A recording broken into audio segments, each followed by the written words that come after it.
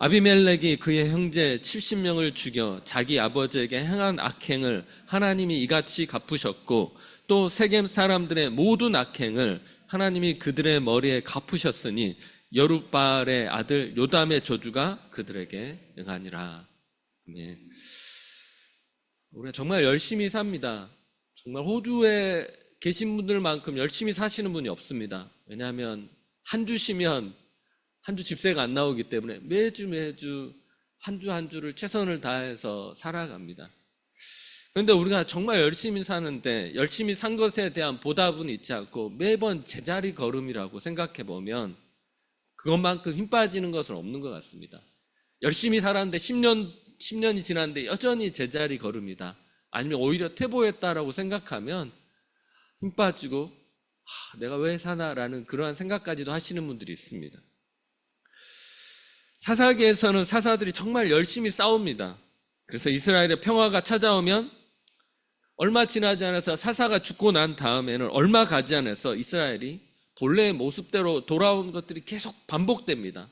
처음 사사기에서 설교했었던 것 같이 그냥 원래대로 되돌아온 것에서 멈추지 않고 더 악해졌다라고 그렇게 말씀합니다. 그러니까 얼마만큼 하나님께서는 이것을 보면서 실망하고 안타까워하셨겠습니까? 물론 이스라엘의 죄악이 깊었기 때문에 쉽게 돌아오지 못한 것도 있었지만 사사들의 대처가 잘못되었기 때문에 이 죄를 끊지 못하고 지속되는 것입니다. 인정받는 리더는 많은 것을 변화시킬 수 있는 능력이 있습니다. 이럴 때 리더가 잘 준비되면 다른 사람들보다 더 많은 변화를 가져올 수 있지만, 하지만 잘 준비되지 못하면 변화도 더디지만 오히려 퇴보하는 경우들이 많습니다. 그래서 여러분들이 저를 위해서 기도를 많이 해주셔야 됩니다. 퇴보하지 않고 끊임없이 하나님이 기뻐하시는 사역자가 되고 하나님이 기뻐하시는 방향으로 교회를 이끌어갈 수 있도록 모든 리더들을 위해서 여러분들이 기도해 주셔야만 교회는 더 건강하게 그렇게 진행되어질 줄로 믿습니다. 오늘 기드온은 미디안과의 전쟁에서 승리합니다. 그로 인해서 이스라엘 백성은 기드온에 대해서 신뢰합니다. 그 큰 전쟁에서 승리했으니 당연히 신뢰했을 것입니다. 그래서 자신들을 잘 다스려 달라고 부탁합니다. 당신들뿐 아니라 당신의 손자들까지도 지도자로 세워주면 우리가 믿고 따르겠습니다라고 그렇게 말씀합니다. 사사기 8장 22절 말씀 보면 그때 이스라엘 사람들이 기드온에게 이르되 당신이 우리를 미디안 손에서 구원하셨으니 당신과 당신의 아들과 당신의 손자가 우리를 다스리소서 하는지라 라고 말씀한 것 같이 너무 신뢰하다 보니까 당신의 손자들까지도 우리를 다스렸으면 좋겠습니다 라고 그렇게 부탁을 합니다.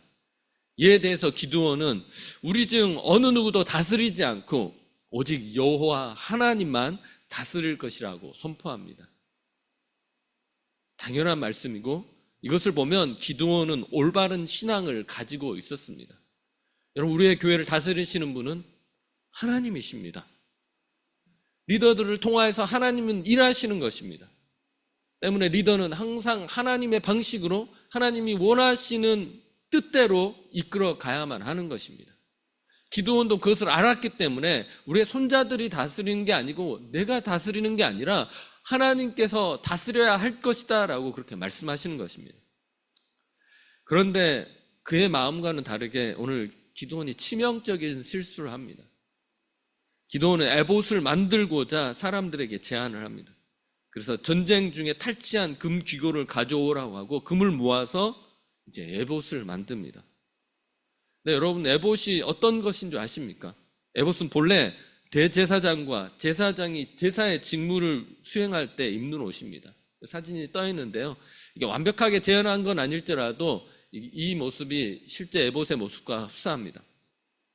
출애굽기 28장과 39장 말씀 보면 에봇은 가는 실로 짠 소매 없는 겉옷 위에 금색, 청색, 자색 실로 수놓아 만든 것이라고 합니다. 그리고 어깨에는 12지파의 이름을 새긴 보석 12개를 매달고요. 그리고 가슴에도 12지파에 상징하는 12개의 서로 다른 보석이 박혀 있다고 그렇게 말합니다. 보통 에봇은 일반적으로 대제사장과 제사장이 입었지만 사무엘도 세마포로 된 에봇을 입었고 다윗도 법궤로 옮길 때 그 에봇을 입었다고 합니다. 그런데 기드온이 만든 에봇은 본래 모습과 다른 에봇이었습니다. 20kg가 넘는 금을 모아서 에봇을 만듭니다. 에봇은 본래 대제사장이 있고 그 에봇에는 모든 문양과 장식의 의미가 담겨져 있습니다. 근데 기드온이 만든 에봇은 본래 에봇을 가지고 있는 그런 의미를 모른 채 그냥 화려하게 만든 것입니다. 여러분, 우리의 예배가 화려한 것이 좋으십니까? 아니면 검소하고 조용하게 나오는 것이 좋은 예배입니까? 화려하든지 그렇지 않든지 하나님께서 기뻐하시는 예배가 좋은 예배입니다. 때로는 화려하게 할 수도 있습니다. 때로는 검소하게 나올 수도 있습니다. 하지만 하나님께서 기뻐하시는 방법과 하나님이 원하시는 그 방향은 놓치면 안 되는 것입니다. 하나님께서 기뻐하시는 예배가 되기 위해서는 예배 순서에 우리는 하나님이 원하시는 의미를 부여해야만 합니다. 그리고 우리의 마음과 뜻과 정성을 다해서 하나님 앞에 나아가야만 우리의 예배는 하나님이 기뻐하시는 예배가 되는 것입니다. 화려하지만 우리의 마음이 드려지지 않는 예배는 하나님께서 받지 않으시는 것입니다. 하나님께서 받지 않은 예배는 아무리 화려해도 의미가 없습니다. 그래서 출애굽 위에 만들어진 그 에봇 안에는 그 옷을 바라보면서 사람들은 하나님께서 우리가 어떠한 마음으로 나오기를 원하는지 그 의미들이 담겨져 있습니다. 그러니까 대제사장과 제사장이 그 옷을 입고 나왔을 때 모든 회중이 그것을 봤을 때 뭐라고 했을 것 같습니까? 옷이 이쁘다, 화려하다, 오늘 새 옷으로 갈아입었네. 그러지 않고 그것을 바라보면서 하나님이 우리에게 겸손하고 우리의 죄를 자복하고 우리의 스스로 구원할 수 없다는 것을 아시고 저 대제사장을 통하여서 우리가 하나님 앞에 나아가기를 원하신다라는 그런 마음의 준비를 하도록 하기 위해서 이 에봇을 만들었던 것입니다. 하지만 기드온은 이 에봇을 만들 때 화려하게만 만든 것입니다. 그래서 그 에봇을 통하여서 하나님 앞에 나아가는 것이 아닌 사람들은 에봇에만 집중하게 됩니다. 에봇이 멋있다. 야, 금으로 만들었는데 저거 얼마의 가치가 있을까? 그거에만 집중하도록 한 것입니다. 그런데 기드온의 에봇은 훗날 문제를 가져옵니다. 이것과 비슷한 사례가 성경에는 꽤 많습니다. 여러분, 놋뱀 사건을 아실 겁니다. 이스라엘 백성이 애굽에서 탈출할 때, 그래서 가나안을 정복하기 전에 가나안을 향하여서 나아가는데 이스라엘 백성이 불평합니다. 불평하니까 하나님께서 불뱀을 내리셔서 이스라엘 백성이 그 뱀에 물려 죽게 하십니다. 이스라엘 백성이 부르짖고 모세가 하나님을 향하여서 구원을 구하니까 하나님께서 놋뱀을 만들어서 장대에 달고 그것을 보는 자들은 살 것이다 라고 그렇게 말합니다. 실제로 그것을 보고 사람들은 살아났습니다. 근데 훗날 한참 지난 다음에 보니까 사람들이 그 놋뱀을 섬기고 있는 겁니다. 그래서 히스기야 왕이 그 놋뱀을 부셔버립니다. 종교 개혁을 하면서 그것을 부셔버립니다. 왜 그것을 부신 겁니까? 놋뱀이 처음에는 왜 하나님께서 만드셨고 왜 후에는 그걸 부셔버려야 됐던 것입니까? 놋뱀이 처음에 만들어졌을 때는 그것을 통하여서 하나님이 우리를 사랑하시고 긍휼히 여기시고 우리를 구원하시는 분이라는 것을 그 놋뱀을 통하여서 보여줬던 것인데 사람들은 하나님은 시간이 지나면서 하나님은 빼버리고 놋뱀 자체가 신령한 것으로 생각한 것입니다. 그래서 히스기야 왕이 그것을 섬기는 이스라엘 백성을 보고 놋뱀을 깨버린 것입니다. 열왕기하 18장 4절 말씀 우리 다 같이 읽겠습니다.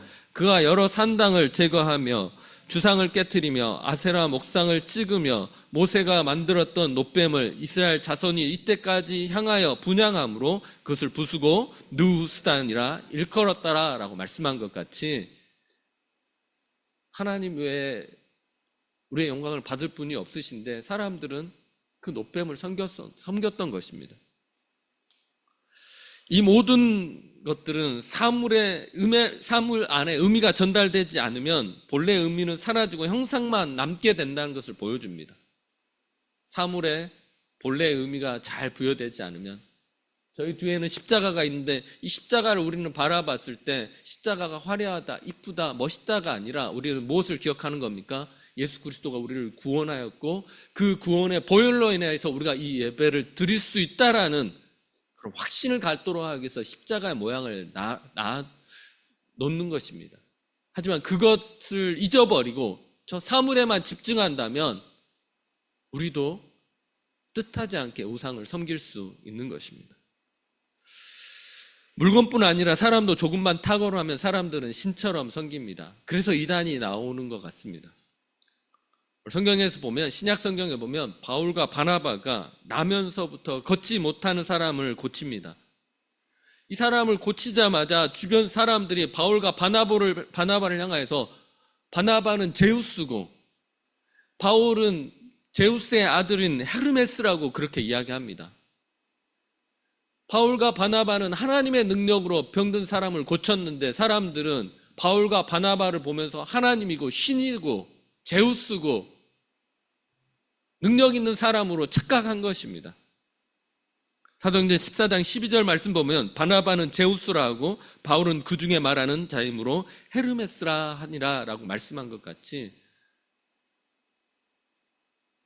하나님께서는 바울과 바나바를 통하여서 병든 자를 고치고 그것을 통하여서 하나님께 영광 돌리고 예수 그리스도의 이름을 그들에게 전하도록 하였는데 사람들은 바울과 바나바가 전하는 메시지는 보지 않고 그들이 병 고친 것만 보고 그들을 신처럼 섬긴 것입니다. 사람들은 눈에 보이는 거에만 집중하려고 합니다. 사람들이 자꾸만 눈에 보이는 형상을 섬기는 이유는 불안하기 때문입니다. 사람들이 자신이 믿고 있는 신들이 눈에 보이지 않으면 불안하기 때문에 형상으로 만들어서 사람들을 스스로 위로받기 위해서 그 형상의 의미를 부여하려고 하는 겁니다.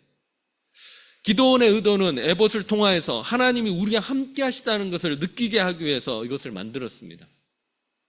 그런데 시간이 지나면서 사람들은 그 에봇 자체를 하나님으로 착각한 것입니다.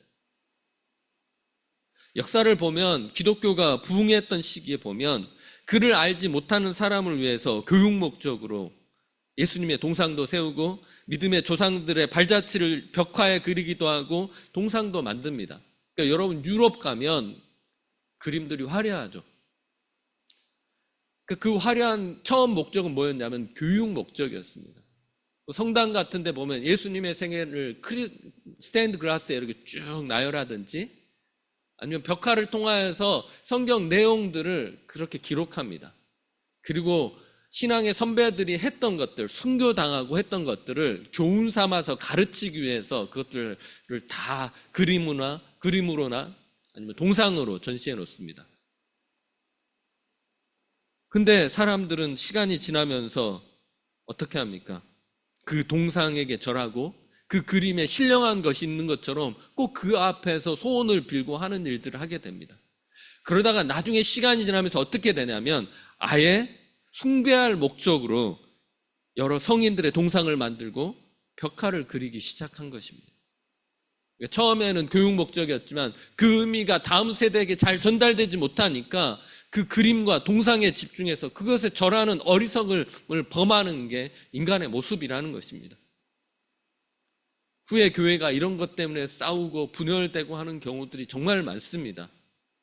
하다못해 교회에 카펫 하나 까는 것도 여러분도 많이 들어보셨겠지만 빨간색으로 하시는 분들은 보혈파고 녹색으로 하자고 하시는 분들은 푸른 초장파. 그래서 두의 교회가 우리는 푸른 초장 같은 교회다, 우리는 보혈을 중요하게 하는 교회다, 카펫 까는 것 가지고도 싸우는 경우들이 많습니다.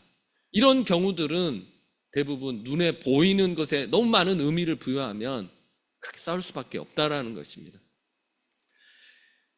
무엇이 중요한 것입니까? 정말 중요한 것은 어떻게 하면 하나님을 더더욱 잘 알고 믿을 수 있느냐에 초점을 맞추는 것이 중요한 것입니다.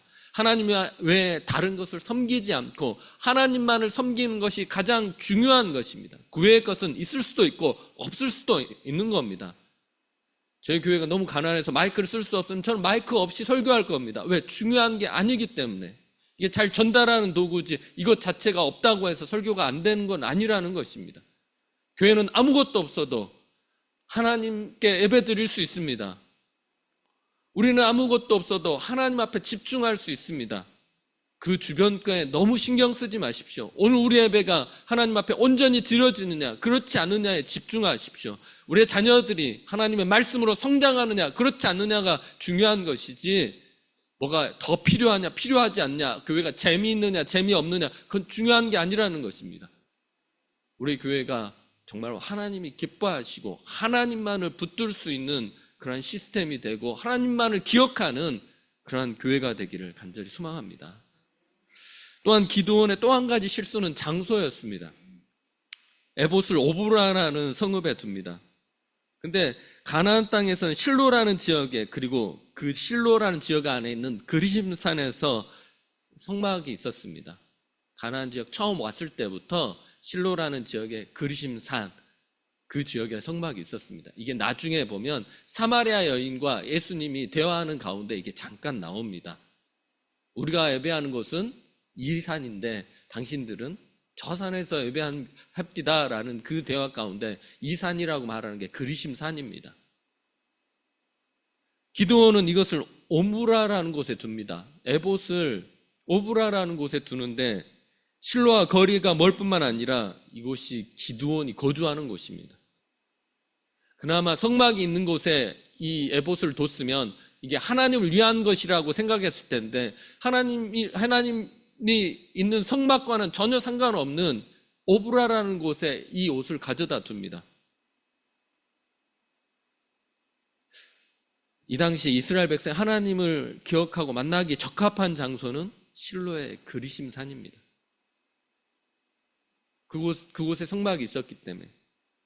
근데 이것을 기드온이 자신의 편의를 위해서 이곳에 두다 보니까 사람들은 점점 하나님께 집중하지 않고 에봇에만 집중하게 된 것입니다. 그것도 금으로 만들었으니 얼마나 멋있어 보였겠습니까? 그 사람들이 시간이 지나면서 기드온이 이것을 만들었던 의미 자체는 잊어버리고 에봇에만 집중하고 이 에봇을 섬기게 되는 것입니다. 어떤 목사님께서 이렇게 말씀하시더라고요. 서울대가 멀다고 안 가는 사람이 있느냐고. 제가 CT 사역을 했는데 CT 사역에는 보면 시드니 대생들, UNSW생, 그 CT 주변에 있는 UTS 대학이 여러 개가 있습니다. CT에 있는 청년들은 한국, 말레이시아, 싱가포르, 미국, 캐나다 한 13개국 되는 정도 되는 청년들이 그 CT 안에서 예배를 드립니다. 왜 여기까지 왔냐고 물어보니까 시드니에 있는 대학들이 좋은 대학이 많아서 여기까지 왔다라고 그렇게 이야기하더라고요. 여러분, 좋은 대학을 위해서는 어느 나라가 상관없이 그 유학을 하고 먼 곳까지 지방에서도 올라오고 그 대학을 다니기 위해서 최선을 다합니다.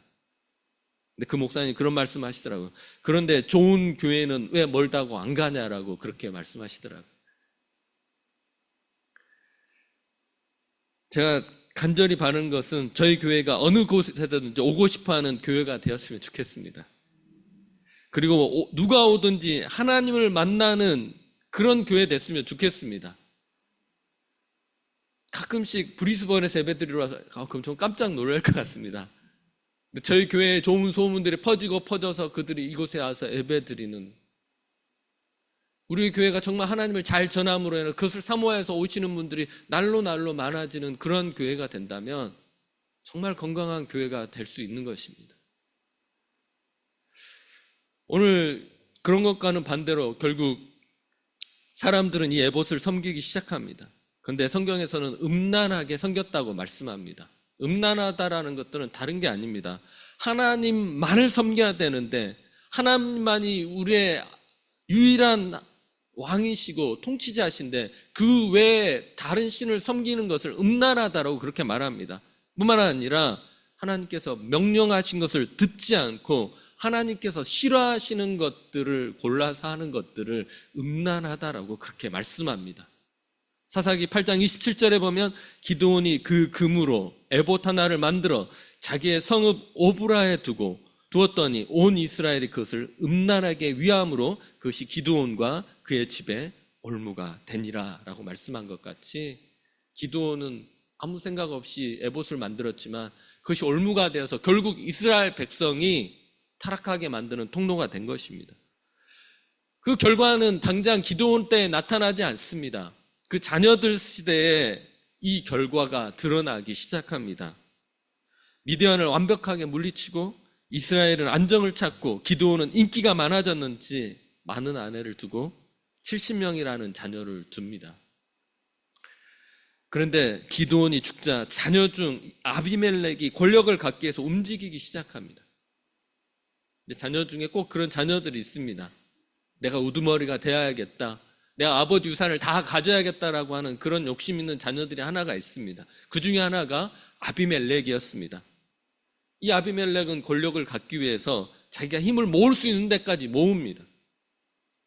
자기 어머니와 어머니 형제 중심으로 세겜 사람들을 모으기 시작합니다. 그리고 이 세겜 사람들도 이 아비멜렉에게 힘을 실어주는데 바알브릿이라는 그런 바알을 섬기는 그 신전에서 은 70개를 아비멜렉에게 줍니다. 뿐만 아니라 그 돈으로 좋은 곳에 쓰면 그나마 괜찮지만 이제 그 돈으로 방탕하고 경박한 사람들을 사서 자기를 따르도록 합니다. 여러분, 악한 사람들의 특징을 우리가 교회에서는 계속 배우게 됩니다. 악한 사람들의 특징은 물불을 가리지 않습니다. 목적을 위해서 자기의 양심도 어떠한 것도 그들은 의미가 없습니다. 실력이 되면 모사를 꾸며서 나보다 강한 사람을 끌어내리려고 하고, 그리고 힘이 있으면 그 힘을 사용해서 상대방을 죽이고 빼앗는 것이 악한 자들입니다. 자비가 있지 않고 자기의 목적과 이익을 위해서 무엇이든지 하는 것입니다. 거짓과 속이는 것이 일상이 되어 있는 것이 악한 자들입니다. 자기 이익을 위해서 양심에 거리낌이 없고 이기는 것이 또한 선이라고 생각합니다. 하지만 기억하십시오. 교회는 빠르게 성장하는 것보다, 또 다른 교회보다 더 커지는 것보다 더 중요한 것이 더디 가더라도 하나님의 방식으로 서서히 한 걸음 한 걸음 나아가는 것이 가장 중요한 것입니다. 시간이 지나다 보면 하나님께서 결과를 이루게 하시는 거지, 우리가 그 결과를 이루기 위해서 그 고지를 향해서 열심히 달려가고 피땀 흘려 달려가는 게 아닌 것입니다. 하나님께서 말씀하신 것들을 하나하나 순종하다 보면 어느 순간인가 보면 하나님의 뜻이 우리의 교회 가운데 이루어질 줄로 믿습니다. 오늘 아비멜렉과 세겜 사람들은 우상을 섬기는 자들, 특별히 그것을 후원을 받아서 방탕하고 경박한 사람들을 모았다고 했는데, 이 두 부류의 사람들을 보면, 그 의미를 보면 허무하고 무가치한 무익한 것을 추구하는 사람들입니다.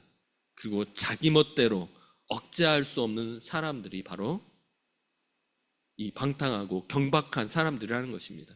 한마디로 악을 행하는 데 있어서 어떤 거리낌 없이 행할 수 있는 사람들을 아비멜렉은 돈으로 구한 것입니다. 왜 이런 사람들을 구했겠습니까? 아비멜렉이 행하고자 한 것들이 처음 계획한 것 자체가 악했기 때문에 이런 사람들을 모은 것입니다. 그래서 돈만 주면 뭐든지 할 수 있는 사람을 모은 것입니다. 이렇게 모인 사람들이 가장 먼저 한 것이 아니라 다를까 살인입니다. 이들이 모여서 오므라에 있는 기드온의 집에서 그의 70명의 자녀들을 바위 위에서 죽입니다. 겨우 한 명 살아남습니다. 요담이라는 사람만 숨어 있다가 겨우 살아남습니다. 악한 자들이 악한 것을 계획하고 그것을 실행에 옮기는 장면인 겁니다. 그런데 악한 사람들은 자신이 했던 방법으로 망하게 되어 있습니다. 그 사람들이 지금 되게 잘 살고 멋져 보인다고 해서 여러분 실망하지 마십시오. 분명히 망합니다. 이 땅에서 그것들을 망하지 않는다면 하나님께서 분명히 그것을 심판하실 줄로 믿습니다. 그것들을 보고 부러워하거나 그들을 쫓아가거나 그들이 행한 것들을 나도 해볼까 하는 생각을 무조건 접어놓으십시오. 무조건 망하기 때문에 그들의 길을 따라가시면 안 되는 것입니다. 그것도 자신들이 했던 방법으로 그들은 망하게 되어 있습니다. 처음 시작도 자신의 권력을 위해서 시작한 것이고, 나중에도 권력을 탐내는 사람들이 더 많아져서 이제 싸움이 시작됩니다. 자신의 이익을 위해서 모인 싸움이 모인 곳은 싸움이 끊이지 않습니다. 그래서 계속해서 자기들끼리 싸웁니다. 한 명이 리더가 되면 그 사람을 암살해서 또 다른 리더가 되고 또 그 사람을 또 누가 죽이고 이러한 일들이 반복되는 게 악인들의 패턴입니다. 그래서 3년이 지나서 세겜 사람들이 가알이라는 지도자를 세워서 아비멜렉을 배반합니다. 사사기 9장 26절 말씀 보면 에벳의 아들 가알이 그의 형제와 더불어 세겜에 이르니 세겜 사람들이 그를 신뢰하니라 라고 말씀한 것 같이 이제 아비멜렉을 대처할 새로운 리더를 뽑은 게 가알이라는 사람입니다. 당연히 새로운 지도자를 가알을 통하여서 자신들이 섬기는 우상을 더 견고해 하려고 합니다. 세겜 사람들이 무엇을 하려고 한 거냐면 이 가알을 통하여서 자신들이 지금까지 섬겼던 그 우상들을 더 견고하게 하고 하나님으로부터 더 멀어질 계획을 세운 것입니다. 그래서 기드온은 누구고 아비멜렉은 누구며 차라리 우리 안에 있는 하몰이라는 사람을 우리의 하몰의 후손을 섬길 것이라고 그렇게 말합니다. 사사기 9장 28절입니다. 우리 다 같이 읽겠습니다.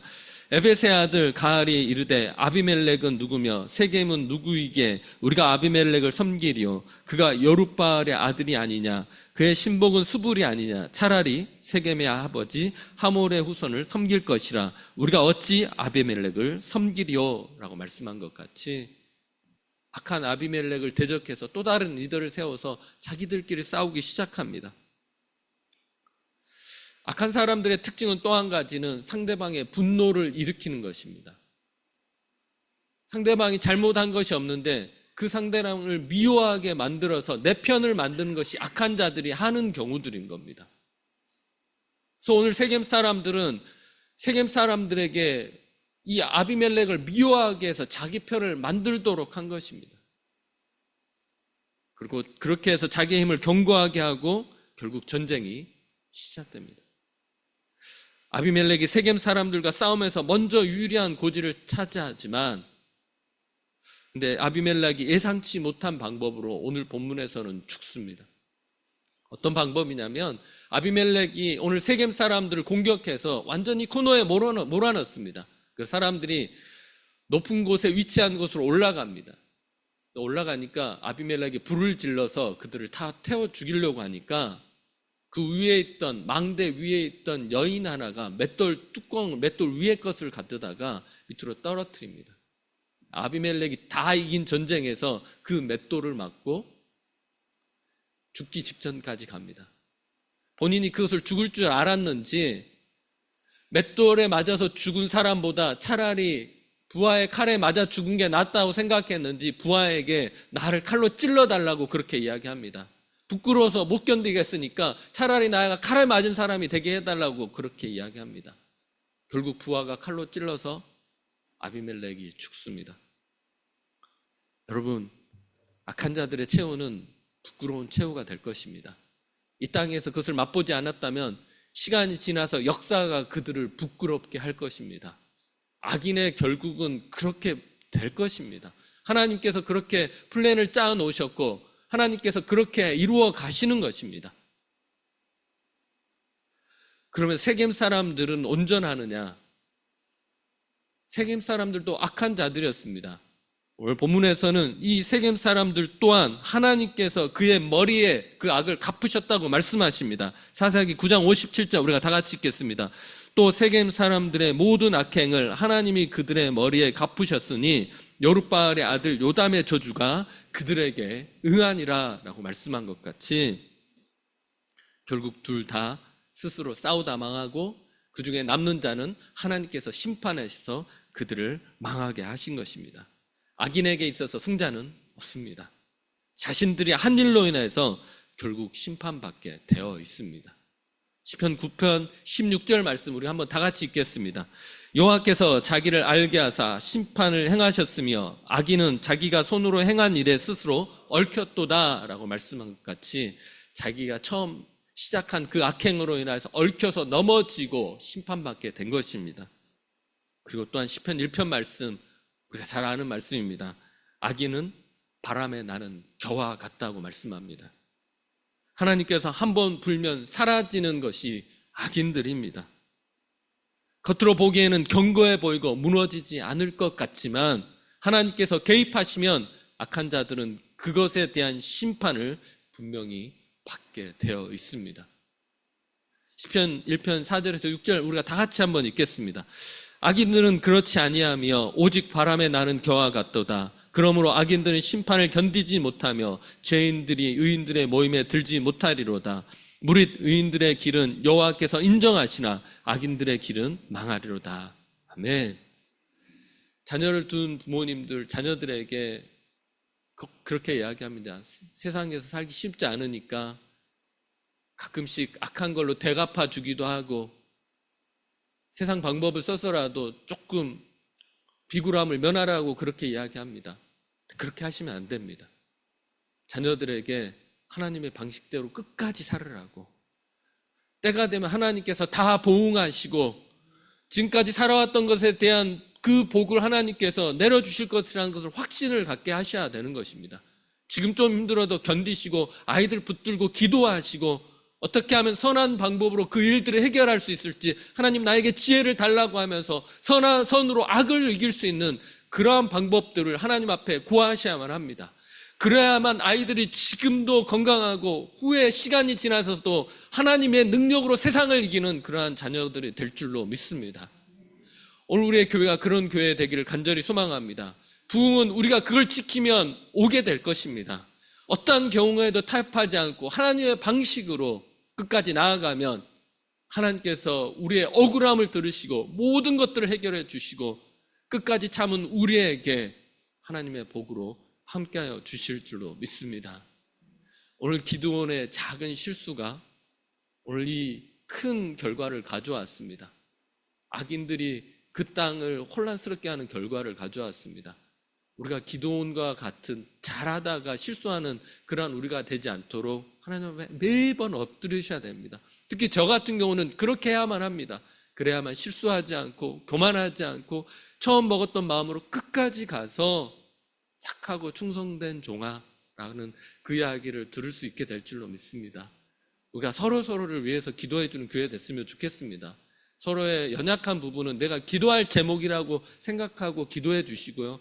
서로의 연약한 육체는 내가 대신 감당해 줘야 되는, 함께 가야 되는 그러한 거라고 생각하고 그들의 보조가 되어 주시고 함께 하나 될 수 있는 그런 교회가 됐으면 좋겠습니다. 하나님께서 원하시는 교회가 되어 간다면 아주 먼 곳에서 우리의 교회를 새벽부터 사모함으로 와서 예배 드리고 난 다음에 한 주간 살아갈 힘, 한 해를 살아갈 힘을 얻어 나가게 될 줄로 믿습니다. 우리가 그런 예배 되기를 간절히 소망합니다. 우리가 다 같이 기도하겠습니다. 우리가 다 같이 기도할 때에는 하나님이 기뻐하시는 예배 드리게 해주시고 내 욕심이 주가 되지 않고 겸손하게 해주시고 서로를 위해서 기도해 줄 수 있는 교회 되게 해주시고 악으로 세상을 따라가는 자들이 아니라 하나님의 방식으로 세상을 이기는 우리의 교회 될 수 있게 해달라고 우리가 다 같이 기도하며 나아가겠습니다.